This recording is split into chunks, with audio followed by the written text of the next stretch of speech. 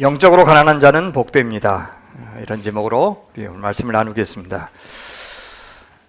우린 지난 시간에 팔복이라고 하는 것은 하나님 나라 백성이 누리는 생명이라고 그랬습니다. 복하면 금방 떠오르는 말이 생명이 되어야 합니다. 돈이 되어서는 안 되겠습니다. 누구든 구원을 받고 싶어 합니다. 예수님 당시에도 이 구원이라는 용어가 원래 있었는데요. 주로 전쟁 용어로 쓰였습니다. 또 동시에 구원자라고 했을 때 그것은 로마 황제에게 쓰이던 호칭이기도 했습니다. 그리고 거기에다가 신적인 권위도 부여했습니다. 구원에는 크게 두 가지 뜻이 있었는데요. 하나는 전쟁에서 이제 자기 병사들 구출하고 보호하는 의미가 하나 있었고, 다른 하나는 회복의 의미가 있었습니다. 건지는 것만이 아니라 새로운 공동체의 일원으로 회복시키는 것까지를 구원이라고 불렀어요. 그런데 그 구원을 관장하는 것이 바로 신이다라고 믿었던 겁니다.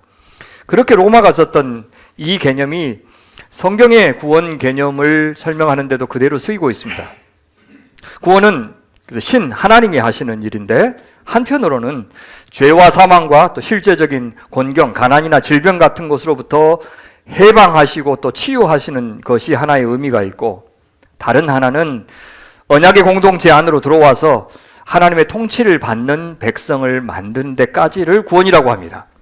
그러니까 무엇으로부터의 구원과 무엇을 위한 구원, 이 양 측면이 다 있는 것입니다. 그 나라 백성이 누리는 복을, 그러니 그것이 어떤 관계적인 것이고 공동체적인 것이니 말이나 글로 다 설명하기는 무척 어렵습니다. 실제 말로 또 글로 전도하기도 하지만, 하나님 나라를 말이나 글로 설명하면 내가 참여하고 싶다, 이렇게 열정적으로 이렇게 반응할 만큼 그렇게 매력적으로 들릴 리가 없습니다. 심지어 바깥에서 보면 하나님 나라 백성으로 산다는 것을 도저히 이해할 수도 없습니다. 왜 저렇게 살지? 왜 저렇게 살아야 한다고 그들은 말을 하는 거지?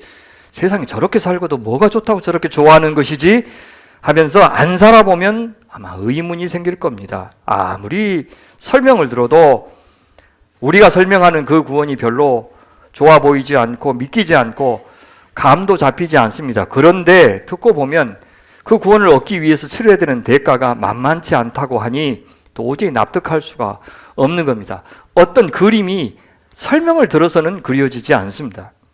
그래서요, 구원을 위해서 필요한 것이 믿음인데, 모든 믿음은 늘 선택의 행위고 사실 영적인 저울질, 영적인 계산 행위라고 할 수가 있습니다. 무언가를 얻으려면 반드시 무언가를 포기해야 하는 선택이 믿음입니다.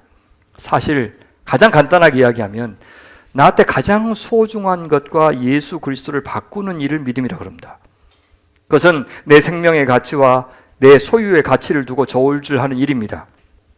누구한테 물어보면 두말 할 것 없이 당연히 생명의 가치가, 존재의 가치가 중요하고 무겁지 이렇게 대답하겠지만, 사실 거의 모든 사람들은 실제로는 그 좋은, 그 귀한 생명을 희생해 가면서까지 소유를 추구하고 여태 살아왔고, 지금도 사람들 사는 거 보면 그렇게 삽니다. 자본주의는 내가 돈 많이 줄게, 근데 너 죽을 때까지 일해야 돼 라고 말하기 때문입니다. 그래도 사람들은 그렇게 살 수만 있어도 감지덕지하고, 심지어 그렇게 잘 사는 사람들 성공이라고 부르기도 해줍니다. 그런데요, 구원 얻는 믿음은 거기서 그치지 않습니다. 나만 그렇게 잘 살자는 마음은 구원과 아무 상관이 없는 마음입니다. 믿음이 뭐냐? 그것은 심지어 나와 타자 사이의 경계까지 뛰어넘는 일이기 때문입니다. 그래서 이것은 개인주의도 거부하고 집단주의도 거부해요. 개개인을 소중히 여기면서 동시에 공동체를 추구하고 이 생태계와의 유기적인 관계를 강조하는 것이 진짜 구원이고 믿음입니다. 나와 너는 구분할 수 있고 구분해야 합니다. 개인이 지워져서는 안 되기 때문입니다. 하지만 나와 너는 분리할 수는 없습니다. 다 연결되어 있기 때문입니다. 믿는 자들만 연결된 것이 아니고 생명 있는 모든 것들이 다 연결되어 있고, 지금 동시대에 살고 있는 사람만 연결된 게 아니고 이전에 살고 있었던 사람과 앞으로 내가 못 볼 사람과도 연결되어 있는 것이 생명입니다. 그것을 믿고 그것을 의식하면서 사는 것이 믿음이에요. 그래서 우리는 저 사람이 믿느냐 안 믿느냐를 따지기 전에 반드시 이념을 따지기 전에, 국가를 따지고 계급을 따지고 성을 따지고 성적 지향을 따지기 전에 먼저 모두가 하나님의 형상대로 지음받은 한 생명이다, 한 인격이다, 한 인간이다 라는 사실로 누구든 대해야 됩니다. 그래서 타자를 배려하고 이해하고 품어주는 것이 곧 나를 위한 삶인 것을 아는 사람이 천국을 누릴 수 있습니다. 그런 점에서 우리 그리스도인들이 추구하는 이 복, 이 팔복을 포함한 모든 복은 반드시 공동체적인 복일 수밖에 없습니다. 타자를 늘 염두에 둔 복, 혼자서만 누리는 복은 그래서 복 자체가 아닙니다. 모든 진실한 복은, 특히 하나님이 주시는 복은 공공선이고 공동선입니다.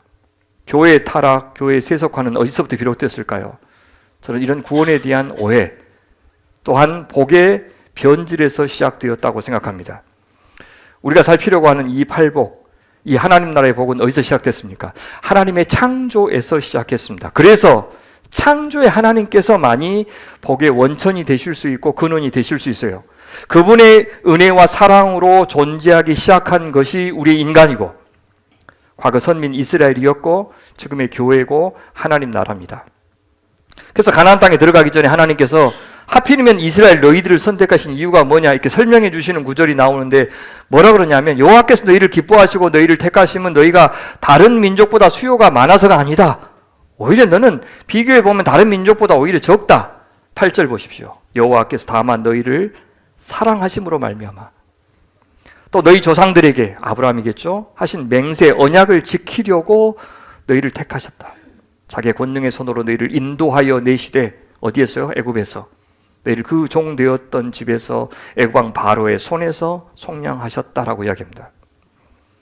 하나님 나라 백성들이 누리는 이 팔복 역시 이 하나님의 사랑과 은혜 때문에, 은혜의 덕분에 누릴 수 있기 시작한 것입니다. 우리가 뭔가 잘해서 상으로 얻은 것이 아니라는 겁니다. 그렇습니다.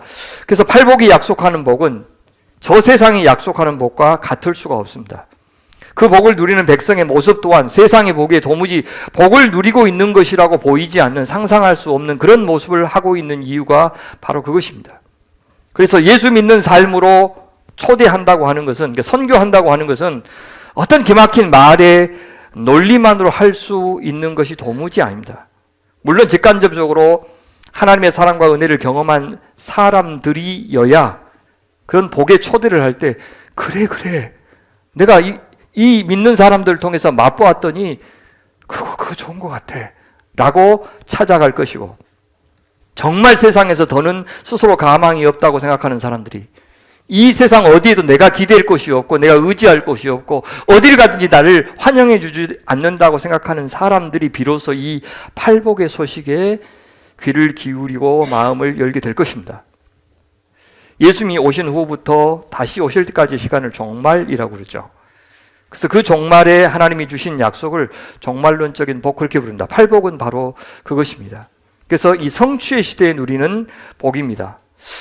팔복을 누리는 하나님의 백성의 삶은 예수께서 이 땅에 오셔서 성육신 하셔서 행하신 일, 십자가와 부활, 승천, 다시 재림, 그것을 통해서 창조하고 싶으신 백성들의 초상화, 초상, 어떤 백성을 만들고 싶은지를 보고 싶으면 팔복을 찾아가면 됩니다. 그러니까 오늘 교회의 초상이겠죠. 더 나아가서 이 팔복은 사실은 예수님이 어떤 분인지 나는 못 만나봤는데 예수님의 모습이 정말 궁금하다면 이 팔복을 보시면 됩니다. 팔복은 예수님의 초상입니다. 그러니까 예수님이 사역 초반에 이 팔복을 말씀하신 것은 앞으로 3년 동안에, 공생의 활동 동안에 당신께서 보여주실 하나님의 나라, 그것을 통해서 창조하고 싶은 인간상, 그 인간들이 모여서 이루어질 공동체의 상을 이 팔복을 통해서 미리 보여주셨다, 그렇게 말할 수가 있습니다. 올 한 해 우리 교회가 향하다라고 하는 주제로 살고 싶어 하는데, 그러려면 먼저 방향을 잡아야 하고 우리가 지향해야 될 공동체의 그림을 먼저 그려야 할 것인데, 여러분 그 그림 가운데 제가 생각하기에 가장 좋은 것이 팔복이라고 생각했습니다. 그래서 팔복부터 새 시작하자 마음 먹은 것입니다. 이 팔복과 함께 제가 혹시 해보면 좋겠다 싶었던 것이 뭐냐면 이 성령의 9가지 열매 있죠. 그 9가지 열매에 대한 설교를 해봐도 좋겠다라는 생각을 했습니다. 더불어서 모든 착함과 의로움과 진실함이라고 했던 빛의 열매 역시 바로 이 예수님의 모습이라고 할 수 있습니다. 그리스도의 몸인 교회의 모습이 바로 이것입니다. 성령에 충만한 성도, 공동체의 모습이 바로 팔복이고 성령의 열매이고 빛의 열매입니다. 그래서 이 팔복은 우리 인간의 힘으로는 누릴 수 없고 거듭난 자들에게만 임하는 축복일 수밖에 없는 겁니다. 한 가지만 더 나누고 첫 번째 복으로 들어가겠습니다. 팔복 전체를 아우르는 하나의 주제가 있다면 무엇일까라고 학자들은 다 궁금해합니다. 대개요 의라고 주장을 하는 것들이 제일 많은데 일리가 있습니다. 의, 여러분 팔복 중에서 의라고 하는 말이 어디에 나오는지 혹시 기억하십니까? 팔복 전체 구조를 보면요 이렇습니다. 네 번째 복을 보면 의에 줄이고 목마르다는 말이 나오죠. 그리고 마지막 여덟 번째 보시겠어요? 그러면 의를 위하여 핍박을 받는 자가 복이 있다고 이야기하죠. 그 두 번 나옵니다. 우리가 이미 보았듯이 첫 번째와 마지막은 현재 시제로 되어 있죠. 그다음에 심령이 가난한 자는 복이 있다. 천국이 지금 저희 것이다. 제일 마지막에 의를 위하여 핍박을 받는 자는 복이 있다. 지금 천국이 저희 것이다. 라고 두 개는 현재 시제로 되어 있고 나머지 가운데 6개는 미래 시제로 되어 있는데 그 말은 이미 천국에 들어와 있는 제자들이 앞으로 점점 저 미래에 완성할 복을 누리는 모습을 미래 시제로 그리고 있다. 이제 그렇게 설명드린 적이 있습니다. 그런데 여러분 이것을 다시 이렇게 볼 수 있어요. 4개로 구분해 보시겠어요? 그러면 앞에 3개는요. 영적으로 가난한 자, 애통하는 자, 온유한 자는 뭐냐면 복을 받는 조건입니다. 준비, 그릇을 준비하는 거예요. 그러니까 비우는 거죠. 뭘 보이겠습니까? 자기 의를 비우는 거예요. 그래서 오직 하나님의 은혜, 하나님의 사랑, 그리스도의 의가 내게 임하도록 비우는 작업이 앞에 새긴 것 같아요. 그런 사람이 되면 어떻게 됩니까? 비우면 갈급해지겠죠. 목마르겠죠. 뭘요? 의를, 하나님과의 관계를 의라 그럽니다. 하나님과 우리 사이에 서로 약속을 잘 지키는 어떤 약속이요? 말씀에 순종하고 우리가 말씀을 통해서 약속한 것을 내가 주겠다라고 하는 그 약속이 잘 이루어지는 상태를 의라 그래요. 하나님, 당신과 백성, 당신과 다른 하나님의 백성 사이의 이 관계가 아름답게 되기를 원합니다 하는 것이 의예요. 그 의에 줄이고 목마른 사람이 되는 겁니다. 뒤에 4개를 보시겠어요? 그 의에 줄이고 목마른 사람이 실제 삶에서 어떻게 표현하고 사는지를 보여줘요. 그리스도의 의를 입은 사람이 작은 예수로 사는 모습을 보여주겠죠. 어떻게 해요? 긍휼히 여기고 마음이 청결하고 세상의 부정한 이익에 마음을 빼앗기지 않고 또 평화를 만드는, 싸우고 갈등하는 곳에 평화를 만드는 사람이 돼요. 자, 이렇게 잘 살면 세상이 환영할까요? 와, 잘합니다, 존경스럽습니다, 그렇게 하는 게 아니라 오히려 박해를 해요. 핍박을 해요. 특히 강한 자들이 욕심을 부리고 전쟁이 일어나야지 자기가 살아가는 사람들은 싫어하겠죠. 그래서 그런 사람들이 박해할 때도 그것이 의를 위한 박해이기 때문에 기뻐하는 사람은 복이 있다. 그들이 바로 이미 천국에 들어와 있고 하나님의 다스림 아래 있는 사람들이기 때문입니다. 그렇게 이야기하고 있는 것 같아요. 그렇게 의라고 하는 주제로 의로운 하나님의 백성, 하나님의 언약 백성의 모습을 이 팔복으로 묘사하고 있다. 그렇게 저는 보고 싶습니다. 우리 첫 번째 복 한번 볼까요? 심령이 가난한 자는 복이 있나니 천국이 저희 것이미요 라고 되어 있습니다. 원문에 보면요, 원문은 마카리오스라고 하는 헬라어 형용사로 시작합니다. 우리 성경은 뭐뭐 하는 자는 복이 있다, 이제 그렇게 번역을 해놨네요. 원래는 어순을 바꿔서 이 도치하고 있어요. 번역본마다 좀 다양하게 번역하는데 우리 한글 개역 개정 여러분 보고 있는 성경은 복이 있다, 새 번역도 복이 있다 해서 밋밋하게 번역했습니다. 다만 가톨릭 성경을 보면 행복하여라 마음이 가난한 사람들 해서 이 헬라어의 도치 구문이 의도한 바를 잘 살려서 번역하고 있어요. 저는요, 마카리오스, 여기 행복하여라고 이 번역된 이 단어가 저는 감탄사라고 생각을 해요. 아, 복되도다 하면서 감탄사로 시작한 거예요. 누가요? 뭐뭐 하는 자들이. 그런데 이 행복하다라는 번역에 이제 크게 만족하지 않습니다. 이것이 이제 구약에서 이야기했던 그 복을 오해하게 만들기 때문입니다. 사실 이 복이라고 하는 단어는 우리의 느낌, 우리의 만족스러운 감정을 의미하는 것이 아닌데 행복이라고 번역하면 꼭 그런 것처럼 느껴지잖아요. 그래서 적절하지 않고요. 저는 우리 성경이 지금 개역 개정이 복이 있다라고 했는데 이건 형용사이기 때문에 복이 있다보다는 복되다 그렇게 번역하는 것이 낫다고 생각해요. 그렇다면 저는 이 구절 안에서 도치 구문을 살리고 복을 잘 이해하는 것이 필요한데, 특히 마카리오스는요 더할 나위 없는 축복을 가리킬 때 써요. 그리고 또 신적인 축복 있죠.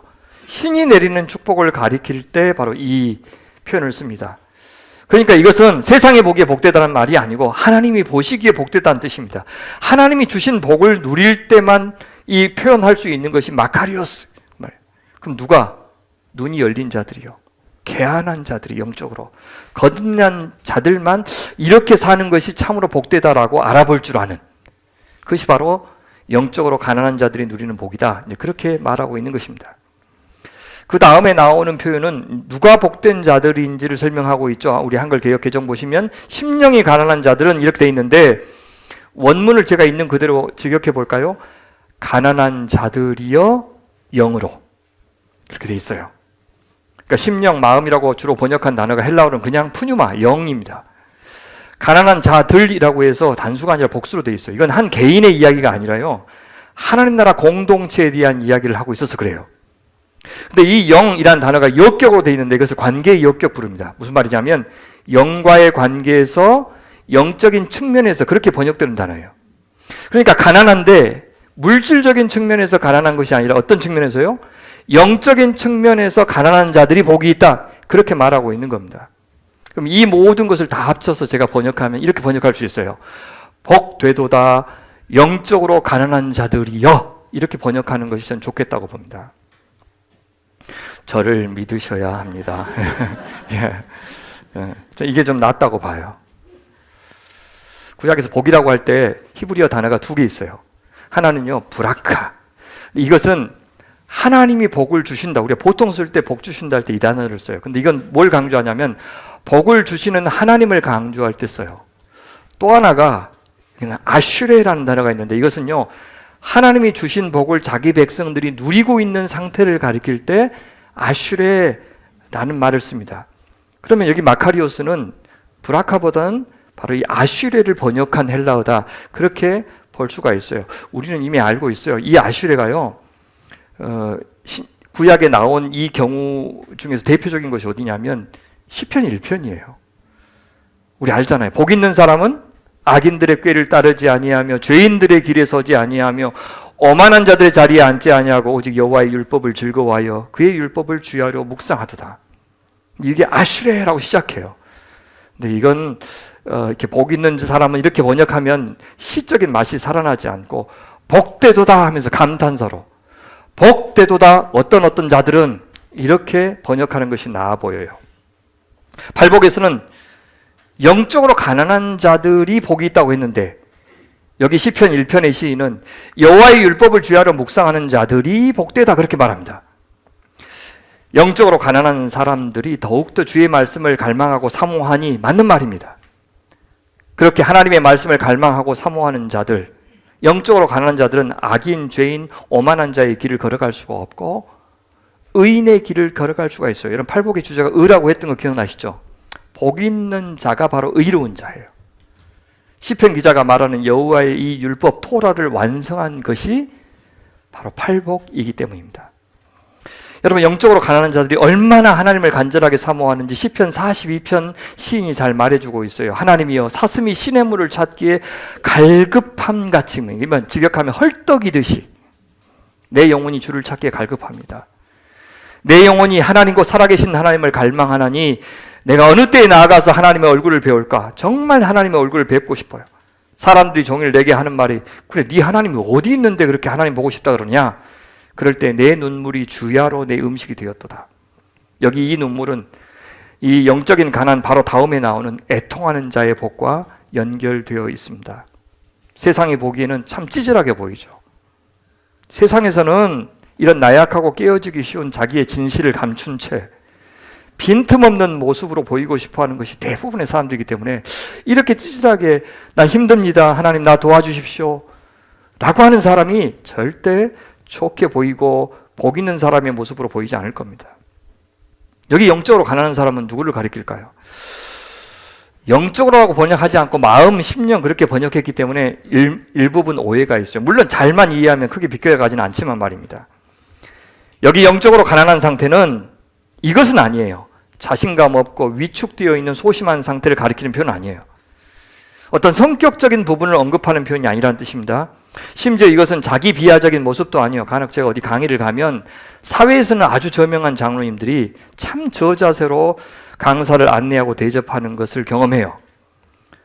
좋은 의미로 보면 겸손일 수 있지만 목회자, 성직자인 목회자와 비교할 때 평신도인 자신이 너무 영적으로 급이 낮은 사람인 것처럼 생각하는 것인데 저는 이건 지나치다고 생각해요.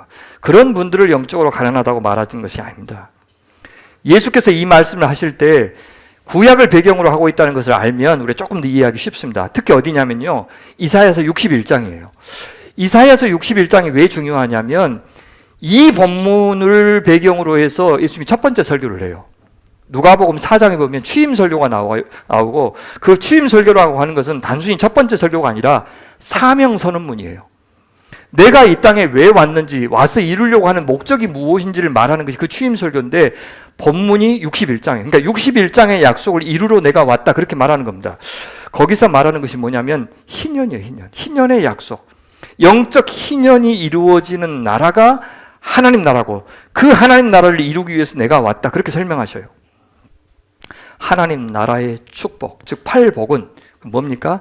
영적 희년에 누릴 수 있는 축복이다, 그렇게 말하는 겁니다.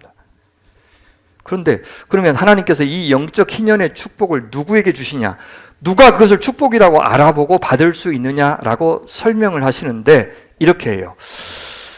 주 여호와의 영이 내게 내리셨으니 이는 여호와께서 내게 기름을 부으사 누구에게?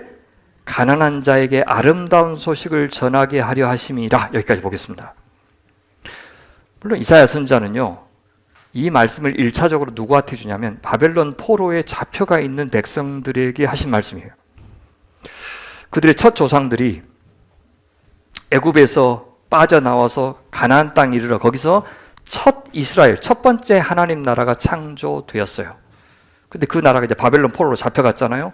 근데 선지자가 뭐라고 그러냐, 이제 그 바벨론 포로에서 돌아와서 새로운 이스라엘 하나님 나라로 새롭게 창조될 것이다, 이렇게 약속하고 계시는 본문이에요. 그것이 영적 희년입니다.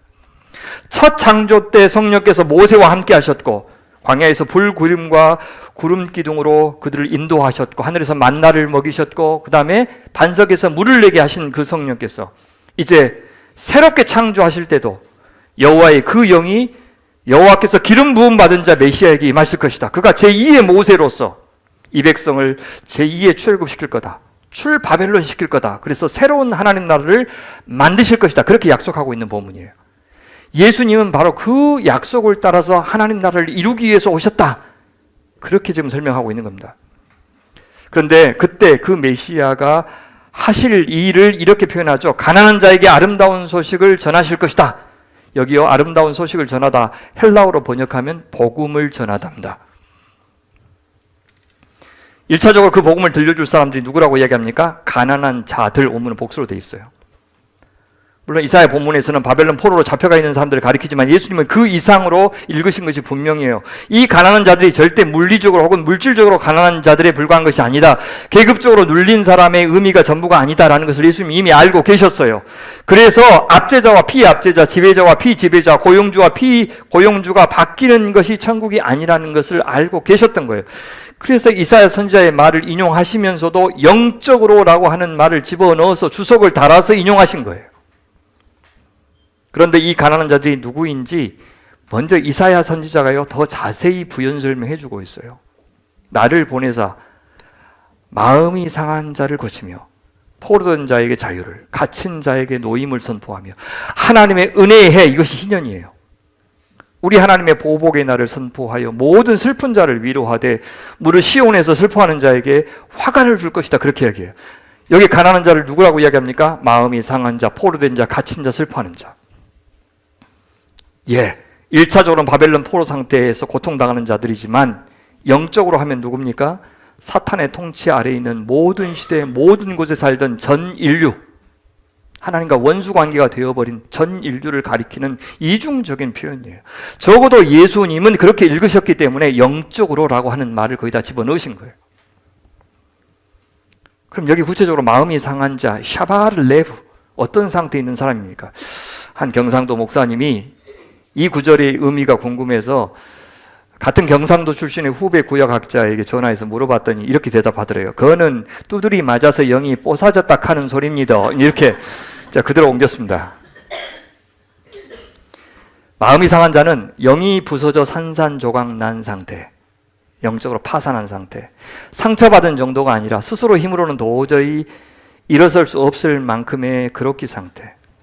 요즘 피터슨 목사님은 메시지 성경에서 벼랑 끝에 서 있는 자들이라고 표현하고 있어요. 영적으로 벼랑 끝에 서 있는 사람, 영적으로 핍절한 사람, 파산한 사람, 영적 거지. 애굽의 노예였던 것처럼 바벨론의 포로인 상태, 심지어 옥에 갇힌 상태, 실망과 좌절로 소망이 안 보여 슬퍼하는 상태에 있는 자들에게 아름다운 소식, 해방의 소식, 회복의 소식, 구원의 소식을 주려고 예수께서 메시아로 오셨다라고 말하고 있는 겁니다. 어떻습니까? 참 이상하죠. 땅에서 가난한 자들이 하늘들의 나라를 소유하게 된다는 말이 참 흥미롭지 않습니까? 그렇다면 땅에서의 영적인 가난하고 저 하늘의 나라가 밀접하게 관련이 있는 것이 분명합니다. 사실 이것이 예수님의 하나님 나라 복음의 핵심 중의 핵심입니다. 이것을 이해하면 십자가를 이해할 수 있습니다. 이것 때문에 신앙을 역설, 패러독스라고 부르는 겁니다. 이 영적인 가난의 주견성을 보여주는 또 다른 구절이 바로 마태복음 11장 5절인데요. 세례 요한이 감옥에서 그리스도의 일을 전해 듣고서 자기 제자들을 예수께 보냅니다. 정말 예수님 당신이 우리가 기다린 바로 그 메시아 맞습니까? 확인해 보기 위해서 보냅니다.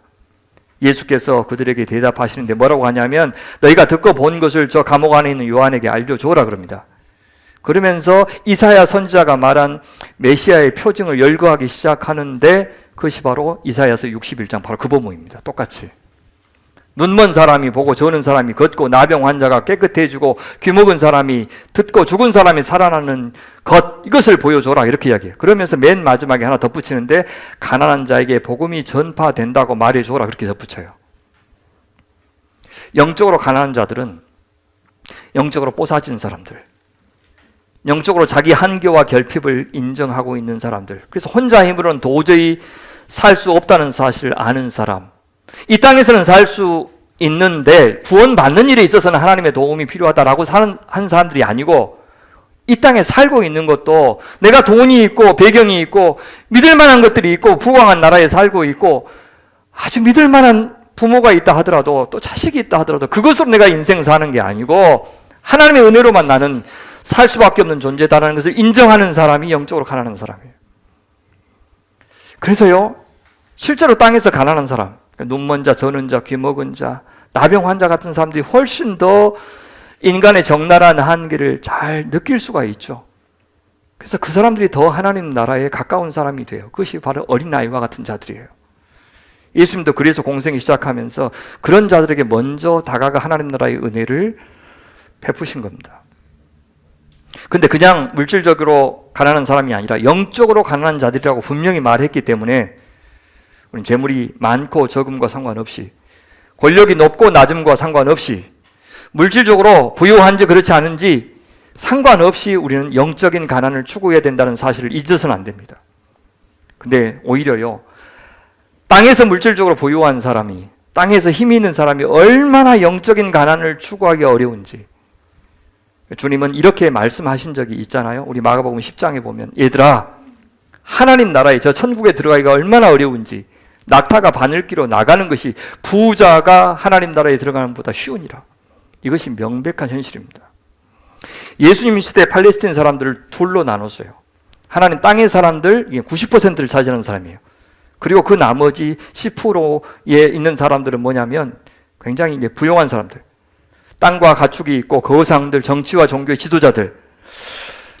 진짜 아이러니죠. 땅의 사람들이라고 이름은 부르지만 땅이 없는 사람들이에요.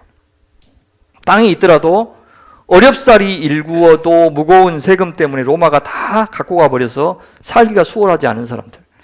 거기다 흉작이 생기면 땅을 빼앗기게 됩니다. 이런 사람들 말고도 고아와 과부, 장애를 가진 사람들이 다 땅의 사람들이라고 불렸어요. 이들은 힘겹게 살아가는 목숨 어찌하지 못하고 하나님밖에는 바라볼 것이 없는 사람들이었어요. 하나님밖에 기댈 것이 없는 사람들.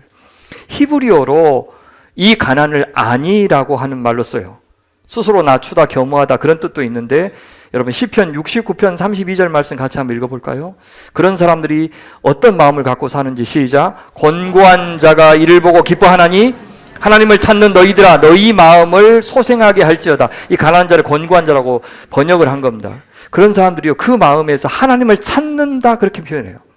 그런 사람들 하나님이 도와주시겠다고 시편 이사야서 66장 2절에서 말을 합니다. 그것도 한번 우리 같이 읽어보죠. 시작. 나 여호와가 말하노라 내 손이 이 모든 것을 지었으므로 그들이 생겼느니라. 무릇 마음이 가난하고 심령에 통회하며 내 말을 듣고 떠는 자 그 사람은 내가 돌보려니와. 가난하고 심령에 통회하니까 어떤 사람이 돼요? 하나님의 말씀을 듣고 떠는 자가 되는 거예요. 주님을 경외하는 자가 되는 거예요. 그런 사람들을 돌봐주겠다라고 이야기를 합니다. 이런 사람들은 정말 보호막이 없어서 늘 조마조마하고 살죠.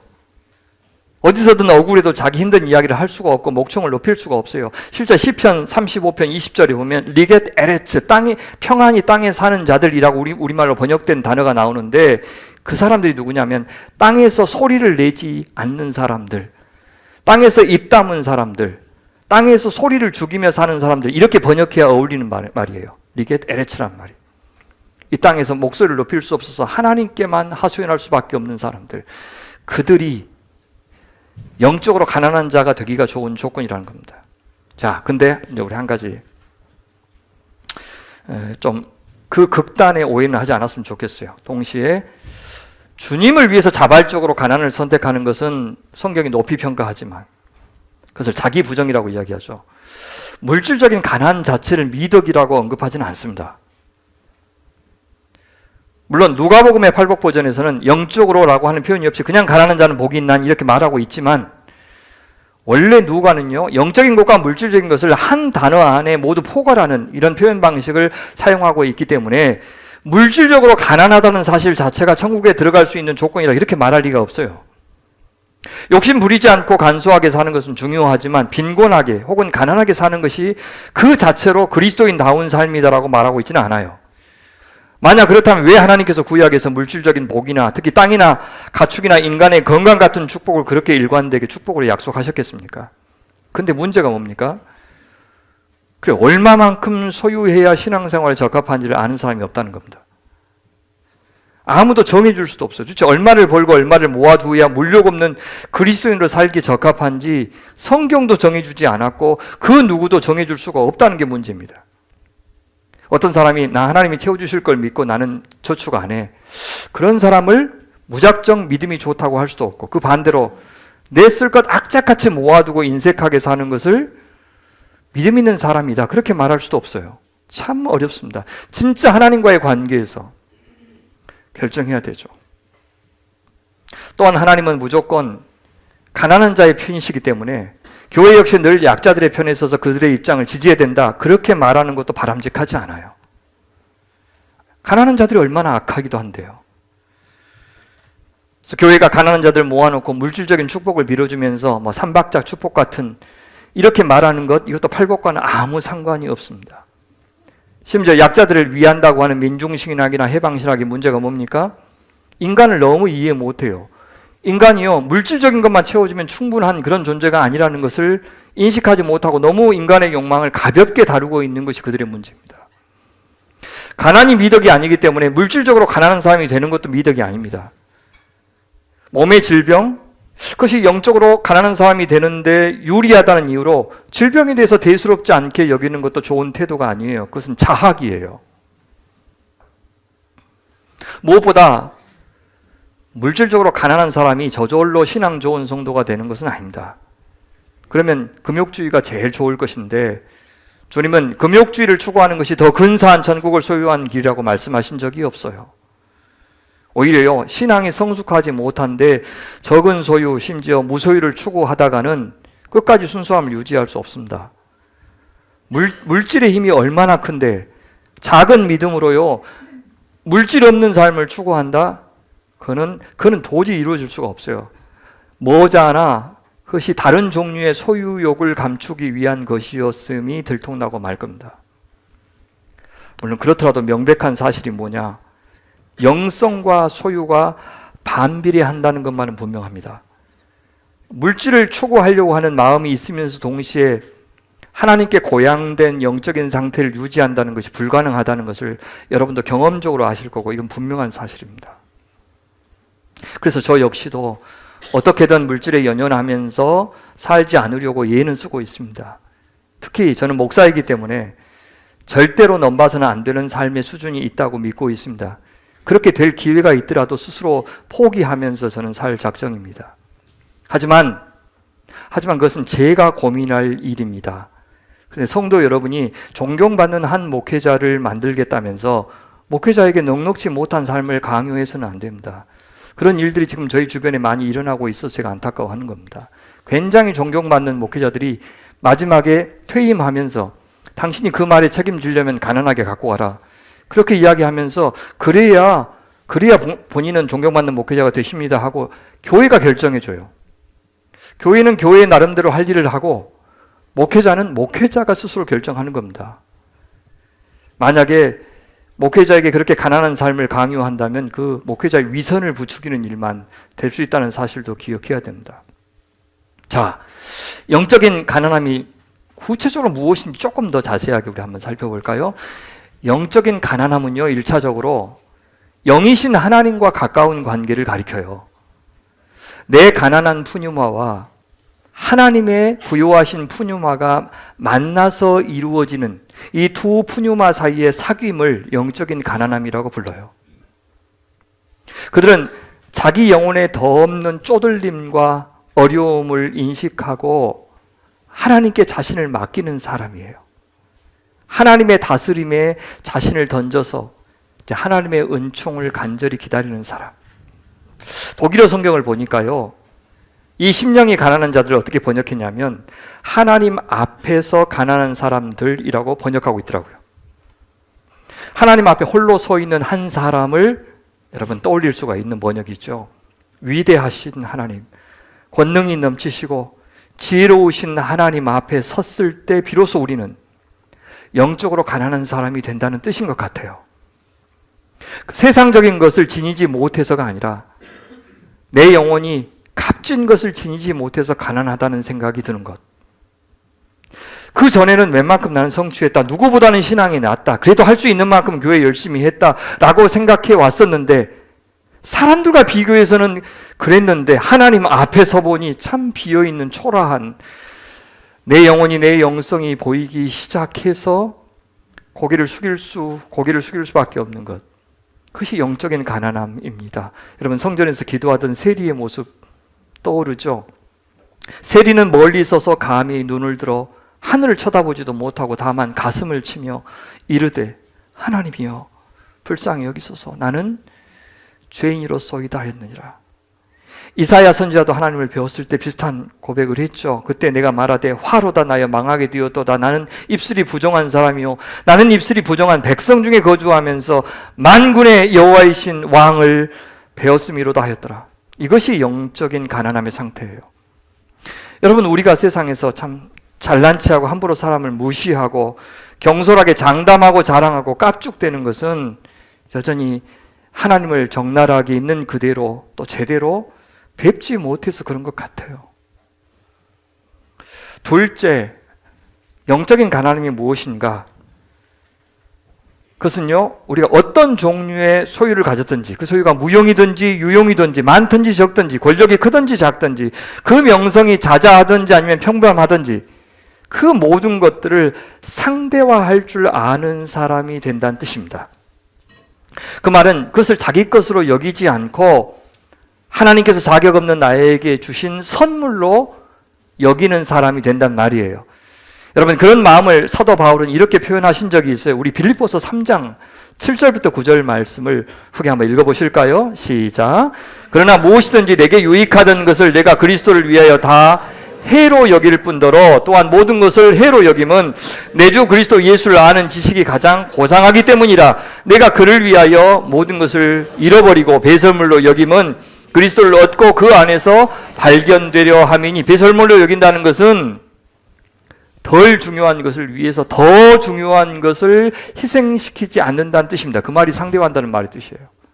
그것이 무엇이라도 예수님보다, 그것이 무엇이라도 복음보다 더 중요하게 여기지는 않겠다는 태도. 그래서 물질을 소홀히 다룬다는 말이 아니고 물질을 신중하게 다룬다는 뜻이에요.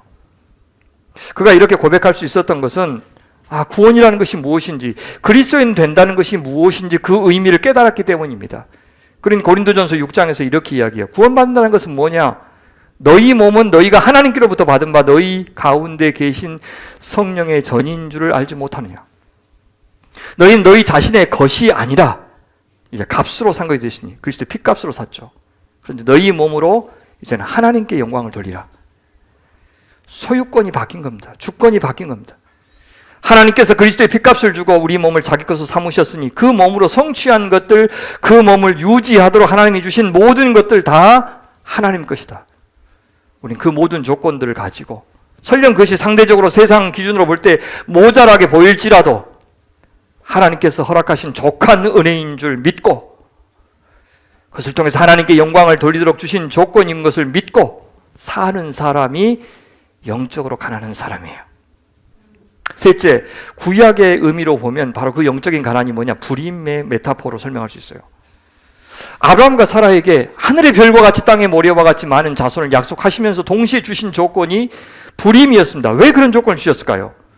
이 부부를 통해서 자녀를 창조하기 전에 반드시 먼저 그 안에 창조하고 싶은 것이 있었고 창조되어야 할 것이 있었는데 그것이 바로 믿음이었기 때문입니다. 언약의 많은 자손이 나오기 전에 필요한 것이 뭐냐? 믿음의 자손을 만들어내는 것이 훨씬 더 중요했기 때문이에요. 큰 나라 만드는 것, 큰 교회 만드는 것보다 훨씬 하나님의 관심사가 뭐냐? 믿음의 사람들을 만들어내는 것이 더 중요했기 때문에. 근데 믿음의 조건이 뭡니까? 믿음이 창조되려면 무슨 조건이 필요하죠? 그것은 바로 모든 언약의 자손들이 하나님 없는 자신은 불임의 존재일 수밖에 없다는 것을 인정하는 것이 필요해요. 그래야 하나님의 은혜로만, 능력으로만 하나님 나라가 진행되고 하나님의 언약이 이루어진다는 것을 믿을 수가 있어요. 바로 그런 사람들의 예배를 하나님은 받으십니다. 그 반대가 율법주의라고 그랬죠. 그 반대가 선민주의고 우월주의라고 그랬습니다.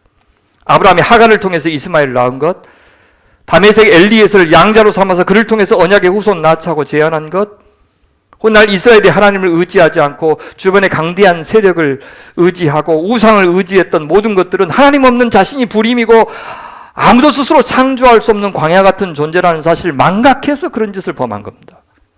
그렇게 해서 이루어 놓은 것이 아무리 대단한 나라일지라도, 아무리 크고 웅장한 성전을 지어서 수많은 재물을 거기다 갖다 바친다 하더라도 믿음의 사람이 아니기 때문에, 가난한 마음의 사람이 드린 예물이 아니기 때문에 안 받으시는 겁니다. 대표적인 것이 사울이죠. 아말렉 사람 진멸하라고 하는 명령 주셨는데 진멸하지 않고 왕 아각 잡아오고 좋은 소와 양과 가축들을 다 잡아왔어요. 왜 잡아왔느냐? 하나님께 제사하려고요. 그러니까 하나님 뭐라고 그러셨습니까? 순종이 제사보다 낫고 듣는 것이 순양의 기름보다 나으니 거역하는 것은 점치는 죄와 같다. 완고한 것은 사신 사악한 신 우상에게 전하는 죄와 같다. 네가 여호와의 말씀을 버렸으므로 나도 왕을 버려 네가 이제 왕이 되지 못하게 할 것이다 라고 말씀합니다. 사울이 왜 이 지경이 됐을까요? 왜 이런 기본적인 것도 모르는 사람이 됐을까요? 그 이유를 이렇게 얘기하셔요. 왕이 스스로 작게 여길 그때에 이스라엘 지파의 머리가 되지 아니하셨나이까? 지금 어떻게 제가 왕이 됩니까? 그것이 그 가난한 마음이 왕이 되는 조건이었어요. 근데 머리가 너무 굵어졌어요. 하나님의 말씀을 업신 여길 정도가 되었어요. 가난한 마음을 잃은 겁니다. 자기가 불임이라는 사실을 잊었어요. 이 전쟁이 여호와의 전쟁이라는 사실을 잊었어요. 여러분, 이렇게 사울이 영적인 가난함을 잃고 비참하게 인생이 끝나는 것, 그 가문 전체가 도륙되는 것을 다 지켜본 한 사람이 있어요. 그걸 보면서 슬피 울었던 사람이 있습니다. 누굽니까? 다윗이죠. 자신을 이 사울의 손에서 지켜주신 하나님을 실감나게 경험했던 사람입니다. 하나님의 돌보심 없는 다윗 왕이라고 하는 것은 상상할 수도 없는 그런 인생이었어요. 그러던 다윗마저도 사울처럼 아무도 넘볼 수 없는 강력한 나라의 왕이 되고 나니 초심을 잃었죠. 목숨 바쳐서 자기를 위해서 충성했던 우리야를 죽이고 그의 아내 바세바를 빼앗았습니다. 훗날 나단 선지자를 통해서 그의 죄가 드러났을 때 그가 고백하면서 지은 시가 시편 51편이에요. 거기서 다윗은 하나님께서 정말 원하시는 것이 뭔지를 비로소 깨달았다고 고백하죠. 하나님이 새롭게 당신 백성을 창조하기 위해서 우리에게 가장 필요한 마음이 원자재가 뭔지를 고백하고 있어요. 하나님이여 내 속에서 정한 마음을 창조해 주십시오. 내 안에 정직한 영을 새롭게 해 주십시오. 나를 주 앞에서 쫓아내지 마시며 주의 성령을 내게서 거두지 마시옵소서 하면서 뭐라고 그러냐면 주께서는 뭘 기뻐하지 아니하시고요, 제사를 기뻐하지 아니하시니. 말도 안 되죠. 구약에 숱한 그 제사 제도가 있는데 원하지도 않으면서 제사 제도 주셨다고요? 심지어 뭐예요? 나는 번제를 기뻐하지 않는다 그렇게 얘기하죠. 그럼 왜 하루에 2번 상번제 하번제 드리라고 했을까요? 제사도 원치도 않고요, 번제도 원치도 않는데 그걸 요구하신 하나님, 그 제사와 번제를 통해서 사실 어떤 마음을 원하시는 거예요? 진짜 받고 싶은 제사가 뭐라고 그래요? 예? 상한 마음이요. 하나님께서 구하시는 제사는 상한 심령이라. 하나님이여 상하고 통해하는 내 마음을 뭘로? 제물로 받아주십시오. 좀 그렇게 이야기하고 있는 겁니다. 그 제물과 내가 동일시되어서 내가 죽을 사람입니다. 저 제물이 죽어야 되는 게 아니라 내가 죽어야 됩니다 라고 고백하는 마음이 없으면 그것은 제사가 아니고 예배가 아니다. 상한 마음으로 드리는 예배만이 참 예배다. 그렇게 말씀하시고 있는 겁니다.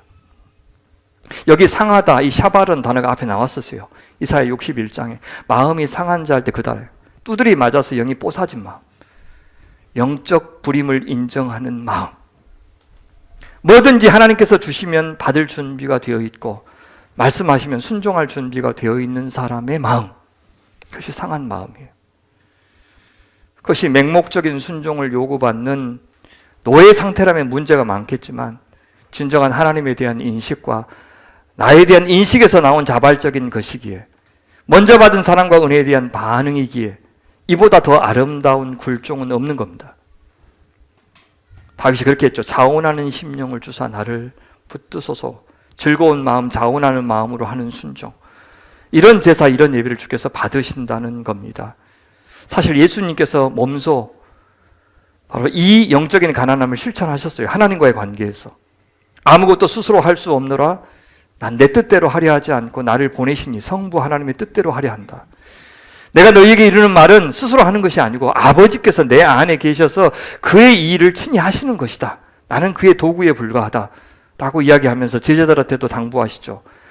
나를 떠나서는 너희가 아무것도 할 수 없다는 것 기억해라. 나를 떠나서 너희가 아무것도 할 수 없다는 것 기억해라. 영적인 가난함을 유지해라. 그냥 그 말이에요. 그래서 예수님처럼 제자들도 가진 것을 다 버려두고 주님을 따랐죠. 주님께서 명령하셔서 그물을 던져서 많은 고기를 잡자 베드로는 주여 나를 떠나소서 나는 죄인으로서이다 이렇게 고백하지 않아요? 사도 바울도 나중에 주님 앞에 붙들려서 그리스도의 증인으로 이렇게 부름받았을 때 뭐라 그럽니까? 나는 죄인 중에 괴수입니다. 나는 만삭되지 못하여 난 자입니다. 나는 팔삭동입니다. 그 말이에요. 다른 사도들은 3년 내내 주님의 뒤를 따르면서 같이 배우고 같이 경험하고 그렇게 했지만 나는 그때 예수 믿는 자들을 핍박하면서 살았던 사람입니다. 아무 사도 자격이 없는 팔삭동에 불과한 그런 사람입니다. 그렇게 고백하고 있어요. 그러면서 뭐라 그래요? 나는 그리스도와 함께 십자가에 못 박혀서 이미 죽은 사람입니다. 이제 내가 내 육체 가운데 사는 것은 내가 사는 것이 아니고 나를 사랑하사 자기를 버리신 예수 그리스도께서 내 안에 사시는 것입니다. 나는 없습니다. 그리스도만 있습니다. 이것이 가난한 마음이에요. 그가 예수님을 만난 후에 얼마나 많은 고난을 당했습니까? 많은 기도가 거절당했습니다. 심지어 자기 몸에 육체에 가시를 두고 기도했는데 다른 사람의 몸은 많이 치유를 해주고 심지어 죽은 자까지 살렸는데 정작 자기 몸에 대해서 하나님 좀 낫게 해주십시오 했을 때는 하나님이 거절하셔요. 아이고 서운합니다. 하나님 뭐 이것도 안 들어주십니까? 이렇게 한 게 아니라 뭐라고 고백합니까? 여러 계시를 받은 것이 지극히 크므로 3층짜리까지 올라가 가지고요 어마어마한 계시를 받는데 그것은 당시 사람들에게는 반신에 해당하는 거예요. 완전한 신이 아니고 절반쯤 신적인 존재로 인정받았다는 뜻이에요. 엄청난 경험인 겁니다. 그렇게 했으면 난 내가 제일 잘 나가 막 그런 게 있잖아요. 난 너와 차원이 달라 이렇게 생각할까 봐 어때요?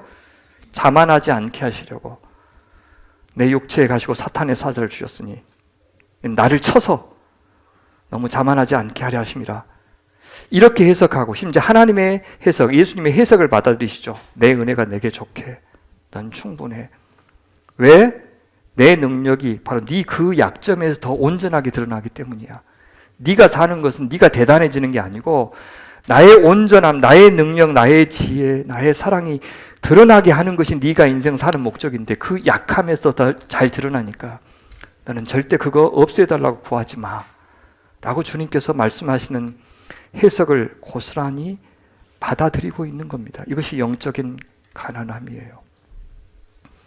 그는 하나님의 그 은혜로 원수였던 하나님과 연결되었을 뿐만 아니라 이전엔 전혀 상관없었던 사람들과 자신이 연결되는 은혜를 받았다는 것을 안 거예요.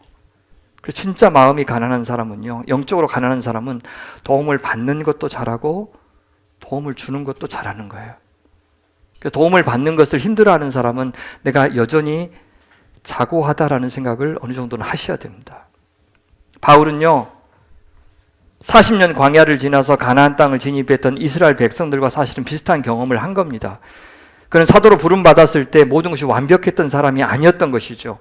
그 역시 한 사람의 신앙인으로 빚어져 가는 과정이 있었던 겁니다. 모세는 가나안 땅 입성을 앞둔 이스라엘 백성들에게도 광야 40년 그게 무슨 의미인지를 설명하시는데 여러분 왜 40년간 그들이 광야에서 있었습니까? 정탐하러 보냈죠. 며칠 동안요? 엄청나게 어려운 질문입니다. 예, 며칠 동안 그들이 정탐했습니까? 40일, 그죠? 40일. 그럼 40일 동안 했는데 그들이 불신앙의 고백을 하니까 어떻게 했어요? 그 하루를 1년 해서 40년간 그럼 내가 원하는 대로 광야에 있으라 그렇게 이야기했어요. 근데 여러분 그것이 공평한 판결이라고 생각하십니까? 아니 뭐 좀 실수할 수도 있잖아요. 아이 야 니들 너무했다. 다시 한번 가봐. 그렇게 할 수도 있는데 어떻게 했어요? 하루를 1년 너무했어. 하루를 어떻게 1년을 잡아서 40년 있게 해요. 그러면서 20세 이상은 이제 절대 못 들어가. 그것도 너무 과한 거예요, 사실은. 여러분 지금 하나님이 하셨다고 지금 다 정말 착하게 다 받아들이시는데 하나님 너무하십니다. 이렇게 좀 미안합니다. 예, 너무 착했어. 어쨌든 바로 그거예요. 내가 징벌만을 의도했다면 그게 너무 과하다고 말할 수 있을 것이다. 그렇게 이야기하는 거예요. 아니야. 징벌하기만을 위해서 40년 보내게 한 것 아니야. 라고 이야기해요. 지금 너희들의 상태는 그대로 들어간다면 어때요? 저 가나안에 들어가서 바로 나를 포기할 수 있어. 바로 전에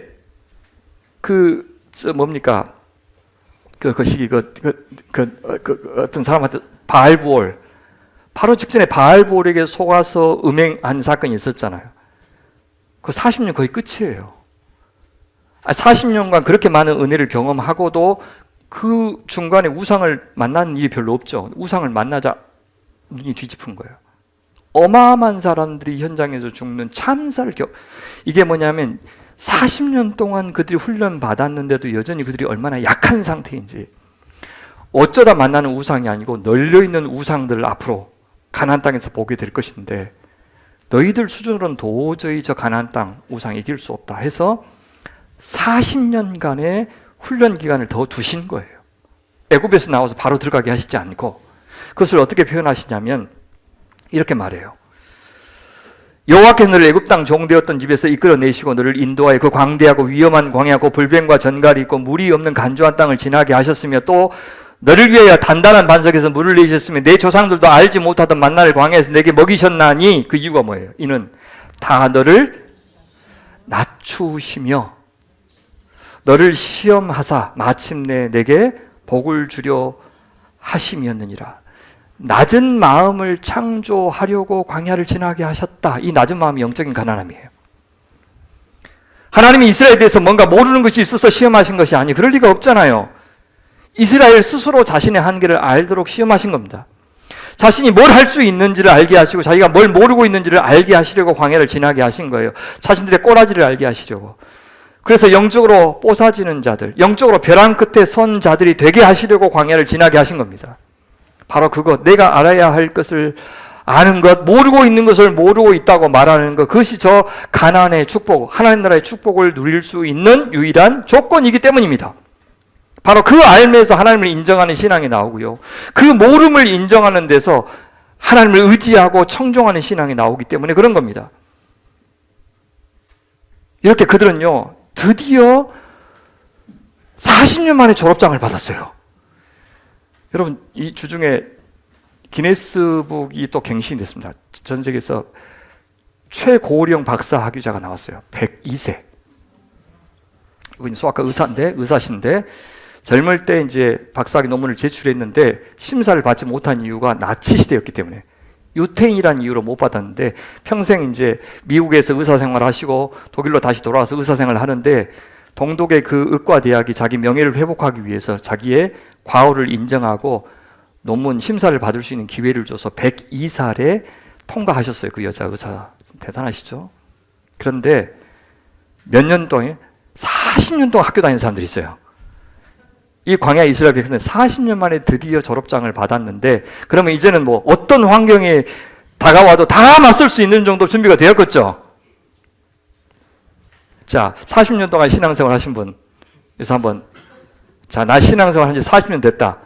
나 연식이 꽤 오래됐다. 좀 자랑해 보십시오. 그래서 우리 박수기 권사님은 앞으로 어떤 유혹이 있어도 다 이겨낼 수 있는 믿음의 거장이 되셨을 겁니다. 라고 믿는 것이 말이 안 되는 것과 똑같은 상황이 지금 벌어졌어요. 왜? 주님 뭐라고 그러셨냐면 그 졸업장 받은 사람한테 주 졸업식 때 뭐라고 이야기하시냐면 우리 읽어봐요. 신명기 8장 17절 18절 시작. 그러나 네가 마음에 이르기를 내 능력과 내 손의 힘으로 내가 이 재물을 얻었다 말할 것이라. 네 하나님 여호와를 기억하라. 그가 내게 재물 얻을 능력을 주셨음이라. 이같이 하시면 내 조상들에게 맹세하신 언약을 오늘과 같이 이루리 하심이요. 자기들이 농사지어서 많은 것들을 얻으면 와, 내 능력 대단하지, 내 손의 힘 대단하지 라고 분명히 말할 것인데 그때 잊지 마. 아니야, 하나님께서 재물 얻을 능력을 너한테 주신 거야. 이렇게 경험하고도, 이렇게 40년 내내 하늘에서 만나가 떨어진 것을 경험하고도 내 능력, 내 힘, 그것을 주장할 수밖에 없는 것이 광야 이스라엘 백성들이다. 가나안에 들어가면 그것이 인간이에요. 진짜 영적인 가난함을 얻는 것이 너무너무 힘들다는 것을 주님 여기서 말씀하시는 거예요. 이렇게 너희가 나중에 들어가서 잊어버리면 하나님도 너희를 똑같이 대울 것이다. 가난한 민족들과 똑같이 취급하실 것이다 라고 이야기해요. 만약에 이들이 짠맛을 잃은 소금, 착한 행실로 은혜에 반응하지 않으면 서기관과 바리새인들처럼 내가 제일 잘났어 라고 자기 의에 도취된 사람, 그래서 더 나은 의를 보이지 못한다면 다 버림을 받을 것이라고 했던 예수님처럼 이들도 버림을 받을 것이라고 하는 경고를 받고 있는 겁니다. 그러니 사랑하는 여러분, 하나님을 망각한 저 가나안의 문화, 저 엄연한 세상의 문화를 거스르는 유일한 자질은 조건은 영적인 가난함입니다. 세상은 더 큰 권력 가지고 더 많은 돈 벌어서 어떻게든 더 많은 사람 부리고 사용해서 네 나라, 네 영향력 미치는 영향 만들려고 부추기고 있습니다. 그런데 돈으로 사고 파는 관계가 사랑의 관계는 아니고 그래서 생명은 아닙니다. 그래서 부자는 천국에 들어갈 수 없는 거예요. 부자이기 때문이 아니라 사랑이 아니라 돈으로 모든 것을 움직이려고 하는 사람이 되기 쉽기 때문입니다. 그런 자들에게 하나님의 사랑은 무슨 필요가 있을 것이며 십자가는 무슨 의미가 있을 것이며 십자가를 살아야 될 이유도 그는 모를 것입니다. 그러니 영적으로 가난한 자들만이 하나님 나라를 누릴 수 있습니다. 그들이 참으로 부유한 하나님 나라를 경험할 수 있습니다. 물론 세상에 길들여진 우리의 욕망을 만족시키는 데는 턱없이 부족할 것입니다. 그래서요, 복음을 알아가고 또 알아가야 됩니다. 그 과정 속에서 우리의 욕구가, 우리의 욕망이, 우리의 바람이, 우리의 가치관이 계속해서 재조정되어가는 과정은 반드시 거쳐야 됩니다. 저는 이것이 성화라고 봐요. 그래서 이제부터 내가 좋아지는 것이 달라지고 기뻐하는 이유가 달라지고 가치 있고 의미 있다고 여겨지는 것이 달라지는 경험을 반드시 해야 됩니다. 그런 성숙이 없이는 절대 저 세상이 중요하다고 생각하는 것을 포기하기가 어려워요. 바울은 그것을 이렇게 표현합니다. 어떠한 형편이든지 나는 자족하기를 배웠다. 그래서 나는 이제는 비천에 처할 줄도 알고 풍부에 처할 줄도 알아. 모든 일 곧 배부름과 배고픔과 풍부와 궁핍에도 처할 줄 아는 일체의 비결을 배웠다. 그 비결이 뭡니까? 내게 능력 주시는 자 안에서 거할 때. 그때 내가 모든 것을 할 수 있다. 뭘 할 수 있다? 자족할 수 있다. 그렇게 얘기해요. 바로 그겁니다. 영적으로 가난한 자, 그는 내게 능력 주신 자, 하나님을 기업으로 삼는 자를 가리키는 것이죠. 그래서 가장 부유한 자, 그것을 예수님이 이렇게 표현하시죠. 천국이 저희 것임이요. 왜 영적으로 가난한 자들이 복이 있는지 이유를 호티 왜냐하면이라고 시작하는데 이 8복 모두에 다 똑같이 이 말이 나오고 있습니다. 복되도다 영적으로 가난한 자들이요. 왜냐하면 천국이 그들의 것이기 때문이다. 가장 부유한 나라, 하늘나라가 영적으로 가난한 자들의 나라라고 하십니다. 근데 마태복음만 유독 여기 천국, 하늘들의 나라라는 말을 쓰고 마가, 누가, 요한복음에서는 신국, 하나님의 나라라는 표현이 나옵니다. 여기 하늘들이라는 표현은 첫 번째로 하나님을 대신하는 말이기도 하고요. 왜? 유대인들을 1차 독자들로 하고 있기 때문에 유대인들은 하나님이라는 말을 직접 쓰지 않습니다. 그래서 하늘이라는 말로 하나님을 대신하기 때문에 썼고, 또 하나 더 중요한 건 뭐냐면 땅과 대조적으로 초월적인 하나님의 영역을 가리키는 표현이 이 하늘들이에요. 특히 복수 하늘들이라고 한 것은 하나님 나라의 단단함, 엄청남, 끝없음, 가없음, 이루 헤아릴 수 없음, 어마어마함, 그지없음을 표현하는 겁니다. 그러니까 하늘나라는 장소적으로 저 하늘에 있는 나라가 아닙니다. 사람의 논리, 땅의 가치관, 땅의 질서, 땅의 권력이 절대 통할 수 없는 곳, 끝이 없는 하나님의 통치가 임하는 모든 시간, 모든 장소, 모든 사람이 하나님의 나라다라고 하는 의미로 하늘들이라는 말을 쓰고 있는 것입니다. 그러니 유한한 땅의 한계에 갇힐 수 없는 것, 그러니 가장 부유한 나라, 영적으로 가난한 자들은 가장 부유한 하늘나라, 하나님의 나라를 유업으로 받을 수 있다라고 약속하고 있는 겁니다. 말씀을 맺겠습니다. 히틀러가 유태인들을 학살했죠. 게르만 민족주의, 우월주의를 추구했는데 그 배경에 당시 유행했던 우생학의 영향이 있었습니다. 우생학이 뭐냐면 인간의 유전 형질을 인위적으로 개선해서 이제는 범죄 없고 평화롭고 건강한 사회를 만들 수 있다고 하는 이론이에요. 그러자면 지금 있는 장애인들, 질병이 있는 사람들, 허약체질, 이런 열등한 사람들 다 죽이고 우수한 사람들만 남겨서 자손을 생산하면 된다고 히틀러는 생각을 했어요. 그래서 이 유태인들 다 죽이고 게르만 우월주의를 추구한 것입니다. 어쨌든 무슨 목적으로 그것을 했는지는 모르겠지만 어쨌든 적자 생존의 원리를 인간 사회에 적용시킨 아주 끔찍한 범죄였습니다. 그런데 사랑하는 여러분, 종교적 우생학이 지금 교회 안에 기승을 부리고 그것이 교회를 망가뜨리고 있다는 걸 아십니까? 더 뛰어난 사람이 더 크게 하나님 나라를 위해서 쓰임 받을 수 있다는 생각을 우리는 겁도 없이 합니다. 그것이 얼마나 어리석은 생각인지. 세상에서 뛰어난 사람이 하나님 나라에서도 잘 쓰임받을 수 있다는 아무 근거가 없는 이야기들을, 그것들을 하고 믿고 있습니다. 더 큰 교회, 더 돈 많은 사람, 사회적으로 영향력이 큰 사람이 하나님 나라에서도 귀하게 쓰임받는다고 생각하는 것이 종교적 우생학입니다. 그건 하나님 나라의 원리가 아닙니다. 하나님 나라는 영적으로 가난한 자들의 나라입니다. 나중된 자가 먼저 되는 나라입니다. 하나님은 물론이고 그 어떤 생명도 내 생존과 인간다움을 위해서는 없어서는 안 될 타자로 여기고 그들을 그 가치 그대로 존중하고 대우해주는 환대의 마음이 바로 영적으로 가난한 사람들이고, 바로 그들을 통해서 하나님은 당신의 나라를 이루신다는 것 믿으시기 바랍니다. 그 어떤 심란하게 보이는 우리의 조건일지라도 반드시 하나님께서 허락하신 것임을 믿고, 그래서 하나님의 능하신 손 아래 그 조건들이 붙잡히면 귀한 당신의 도구로 쓰임받을 것을 믿고, 나를 하나님의 아들의 형상으로 빚으시는 일에 있어서는 없어서는 안 될 반드시 필요한 자원이라고 믿고 하나님의 정의를 수용하는 것. 네 은혜가 네게 족하다. 내 은혜가 네게 족하다. 네 약한 데서 내 능력이 온전하게 드러난다 라고 하는 이 하나님의 정의를 수용하는 것이 가난한 마음이에요. 그것이 하나님의 은혜를 알고 사랑을 아는 마음입니다. 그래서 하나님의 지혜와 능력을 의지하는 마음입니다. 그래서 자기 의의를 보이고 그리스도의 의의로 덧입고자 하는 마음입니다. 그 영적인 가난함에서 겸손도, 자기 부정도, 나눔도, 베품도 나오는 겁니다.